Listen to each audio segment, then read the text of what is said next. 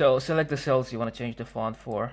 Let's just go with these, and then click right here on the font and just basically go with whatever font you want to go with. Yeah, so that's one option.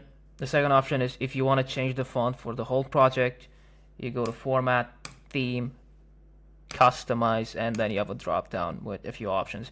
So the problem with this is that let's just go with Courier New. As you can see, it changed the font, but not for all of them. So for example, the fonts that are custom have not changed.